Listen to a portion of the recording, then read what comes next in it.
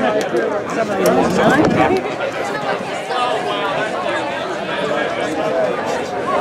the NDP candidate for Charlottetown, why do you think that Thomas Mulcair would be the best candidate for Prime Minister? Well, first, there's a great caucus behind him, a bunch of great candidates that are ready just to govern, and he's got the experience. So when you have the experience, you have the plan, then it'll work. But you know what? I think the thing that people will like most about Tom Mulcair government is his competence. You know when he's governing? Transparency, based on evidence. It's going to be fiscally responsible because Tom understands, as we do, that good social programs need to be able to be paid for out of general revenues, not out of borrowing money. So all of those things are going to work in Canadians' favor from October 20th on. Also, what do you think of the turnout to the event today, and what do you think that says about the candidate? Well, I'm pretty happy on a couple of days' notice that we've been able to get in a crowd, and they're still arriving, as you can see. So there's a movement afoot, or people are looking for change. But there's an intuitive sense that going just red or blue and red, time after time, year after year, really doesn't bring us that kind of change. So what we're seeing now is people are saying, yeah, the NDP represents that kind of change. How that turns out on October 19th is still up in the air.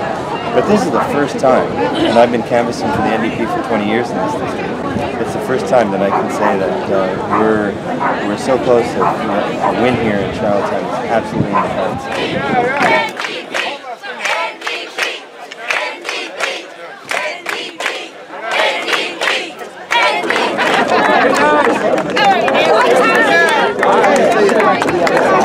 Oh, well. How are you? Hey guys!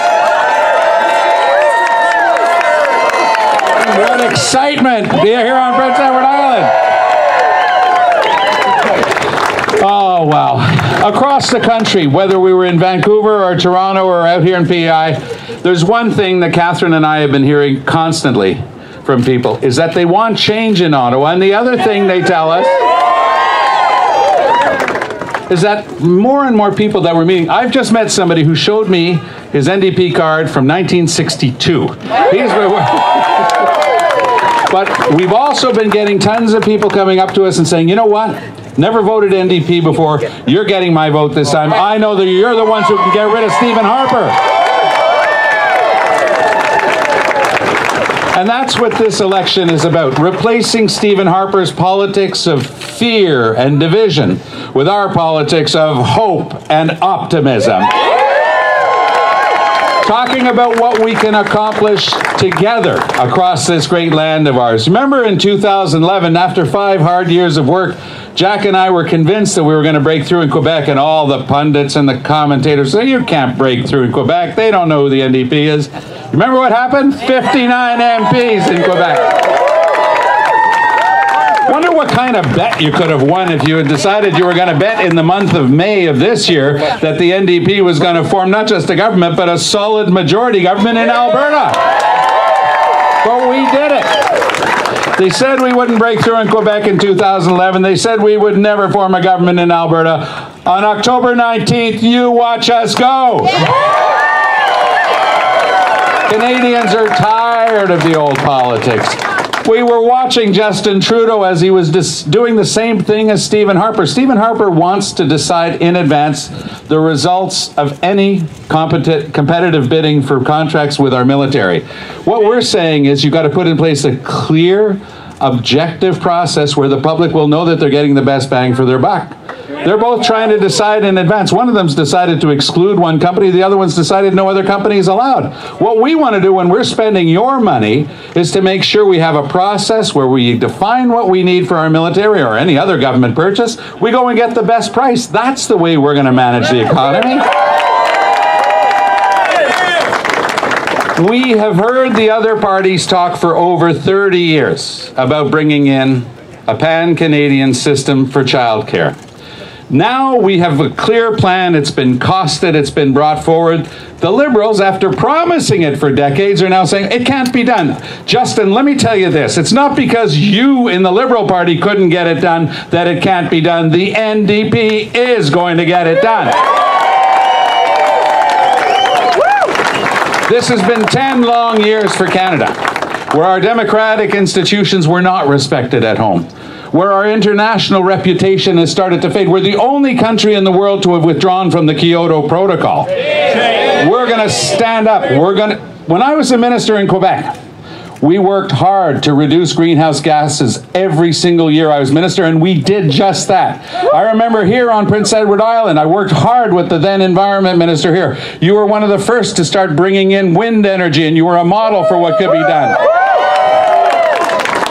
We want that across Canada. We want green renewable energies to be worked on. There's 15 years, in the next 15 years, $5 trillion will be spent on green renewable energy technology around the world. Canada's not even there. But we have to have that knowledge-based economy. We've got to be a champion for manufacturing and innovation. We have a plan to do that. It starts with small and medium-sized businesses across the country. We'll give them a tax break. They create 80% of new jobs. And we will require that Canada's largest and most profitable corporations start paying their fair share. They've had tens of billions of dollars of tax breaks from the Conservatives, backed by the Liberals, and what's happened? The worst job creation record since the Second World War. 400,000 manufacturing jobs lost, many of them right here on the island. 300,000 more unemployed today than when the last recession hit in 2008. Canadians deserve better. And the old line parties, believe me, 4 weeks from today, there's an election. But for those 4 weeks, you're going to see the attacks and the sniping multiply. But there's one reason for it. They know that the NDP is connecting with Canadians from coast to coast to coast, and it worries them. But just remember, our hopeful, optimistic approach is what is bringing so many people to the NDP. I would love nothing more than to continue to build bridges, like you've always done here, to build bridges to progressives across the country, to complete the job that we started in 2011 in Quebec, what we're seeing in Alberta, what we know we can accomplish across the country. Herb Dickinson was the first NDPer ever elected to the provincial parliament and one of the finest MPPs there ever was on this island. But Billy and Leah Jane and Joe, you know them. They're in their communities. They've created jobs. They run small businesses. They have a reputation for being people who understand what is needed here on the island. We're talking about healthcare. We're talking about bringing in a national pharmacare program to complete the job that the NDP started when we created Medicare. But Medicare was created on a solid foundation. What happened? Where did it come from? It was Tommy Douglas's Saskatchewan when he took over that province that was bankrupt after the previous Liberal administration. Had 17 balanced budgets in a row. That's how you build a foundation for something like Medicare. And when we bring in quality, affordable, maximum $15 a day childcare across Canada, it'll be on a solid foundation of balanced budgets as well. So talk to your neighbors. Talk to your family. Talk to your friends at work. Tell them that a $15 an hour federal minimum wage is one election away. Tell them that quality $15 a day childcare is one election away. Talk to them about a Canada where our democratic institutions are respected at home and our reputation is respected around the world is just one election away. Vous vous souvenez de notre slogan, ce qu'on disait et ce qu'on répétait pendant l'élection en 2011. On n'arrêtait pas de dire qu'on allait travailler ensemble. C'est cette image-là qui me reste le plus de toutes les images de l'élection de 2011. Travailler ensemble. You remember what we talked about with Jack in 2011? Working together. Stay with that upbeat, positive theme. The attacks are only going to come more fast and furious for the rest of the campaign. Let them go ahead.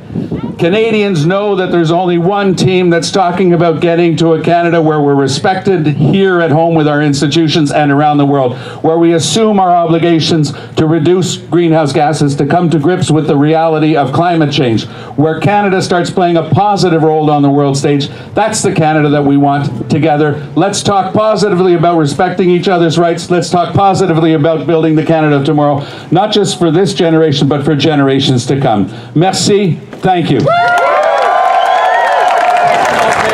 Wait.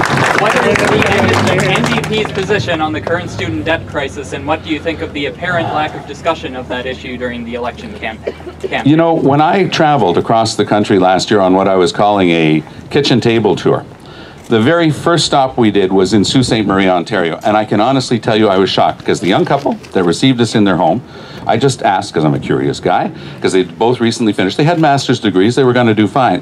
But I asked them, I said, what's the level of your student debt? And I was gobsmacked to learn, and it's apparently not rare, that together, the two of them owed $130,000 for their studies. Shame. Now, when you know that in a lot of our major cities, Toronto, Calgary, childcare is $24,000 for an infant per year.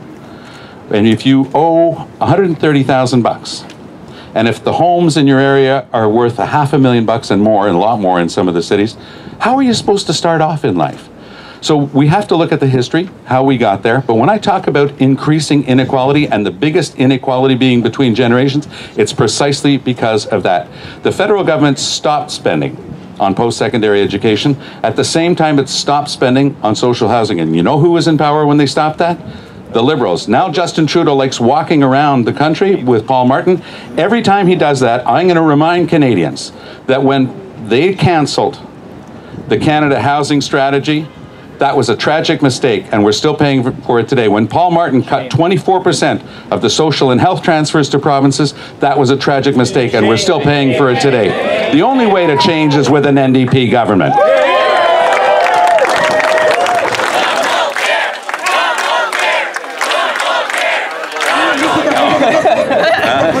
Thank you for Good to see you. It's great to hear. Good to see you.